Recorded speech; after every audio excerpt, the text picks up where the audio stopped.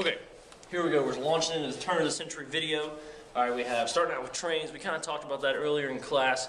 You know, trains kind of connected us. Abraham Lincoln kind of financed the train, not kind of, he endorsed the transcontinental railroad that connected both oceans on either side of the United States. We're shipping goods all over the place.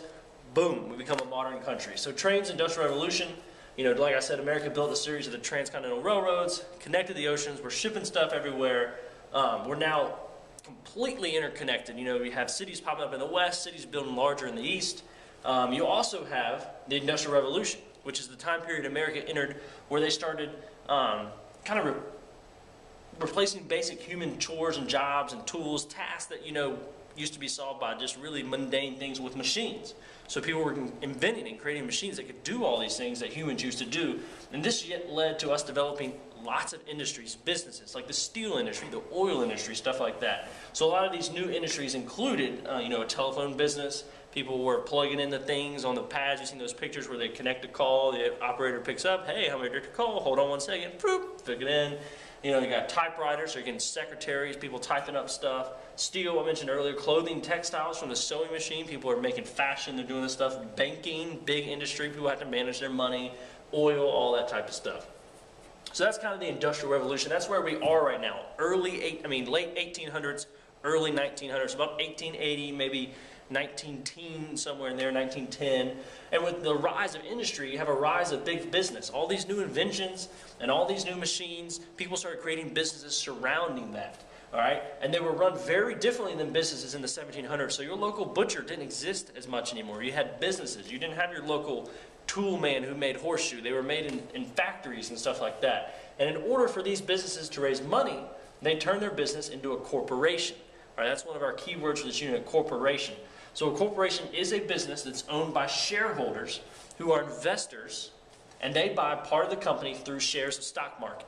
All right, through shares of stock or in the stock market. You know, so if a public company is out there, you may buy 500 shares of a company, you own a part of that company, you make money if that company makes money, you lose money if that company loses money. That's how it works.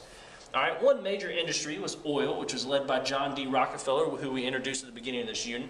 But he created a monopoly with his oil industry by buying up all the other oil companies in the area. So you can only buy oil from Rockefeller's company. Those are illegal now. We have a lot of, you know, things in place, rules in place, regulations in place to prevent monopolies from happening. But he was one of the first ones to start it. He made a ton of money that way. Andrew Carnegie is another big industry guy. He had a huge steel corporation, which he eventually sold for $480 million. They were some of the first millionaires in the United States, and they both used big business and industry to launch their financial careers, I guess. So big businesses means more jobs. And these jobs weren't always luxury jobs. All right, the people who took all the new industrial jobs had bad working conditions, and they worked long days with low pay, and they didn't get sick days. You came to work if you were sick, and it'd be mundane things, or you'd be doing the same thing over and over.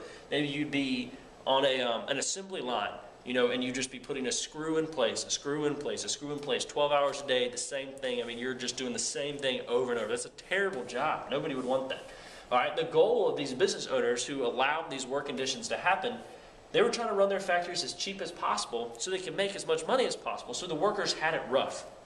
Well, obviously, when you have a lot more workers than you have bosses, the workers were able to get together and they formed labor unions. All right, these labor unions were a group of people who negotiated with business owners to try to improve the working conditions and eventually get more money. And they were known as labor unions, and they rose out of this big business industry type era of the United States.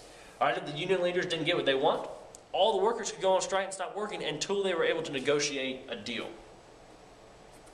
All right, immigration, urbanization. So we, obviously with more businesses, more people want to come to America, so people started moving here. So during the late 1800s, many Europeans and others moved to the United States because they saw this opportunity to live here and make some moolah. All right, and these people were known as immigrants. You might know that already, but they moved from all over Europe, all over the world to live in America. All right, many immigrants moved to the large cities because they figured large cities is where you can find jobs. You find a job, you can get a home there, and you become rich. All right, well, you know, it wasn't always that way, but we'll talk about that in a second. Anyway, all these cultures that came together, America became known as a melting pot. All right, and because of that melting pot, all these cultures blended together, and that process of blending together is known as assimilation. All right, blending into society is known as assimilation. So people would move here, they would absorb the American culture, even if they were from, France or Germany or China, wherever they were from, and they would learn the American way and they would assimilate into our culture. All right? So with the rise in immigration, of course, you have a rise in prejudices and racism against all these immigrants that are moved in. That's something that people had to deal with, and it's something that we're still getting over today. And immigrants weren't the only ones moving to the cities. Many Americans left those farms they used to farm out in the rural countryside, and they moved to those cities. And the growth of cities, the process of growing a city because people are moving there, is known as urbanization. Urbanization up here, urbanization down here, growth of a city. All right, I told you this is a short one. This is the last board here. But with urbanization and the growth of cities, you get problems. They rise up. So not everything necessarily is a bad thing, I guess, but there are definitely some problems that rise up. One thing that came out that was great was it led to skyscrapers and city transportation. So city skylines were completely transformed because you had buildings reaching hundreds of feet in the air like never before, using a combination of steel and iron to build upwards. All right, that made space easier because you built upward instead of out, so you get more buildings into a close place, like downtown New York City, even downtown Raleigh, for example. Also, better city transportation, like electric rails that ran through the city that, like train cars, subways, buses, whatever the case may be, allowed workers to have, to live further away from the city, and they could come in on city transportation, and that led to the development of suburbs, which are things that, the neighborhoods outside of cities. Okay, eventually, these are kind of the problems. Urbanization led to overcrowding and disease. Too many people in one area, if the conditions aren't right, you're going to get a lot of disease. People lived in these things called tenements, which are just run down and overcrowded apartment homes. They were all crowded up on each other, and they had very unhealthy conditions there. And that's where the disease spread, and you had a lot of poverty in those places. And a lot of people stepped up to try to fix these problems in the cities, but obviously we still have a lot of these problems today.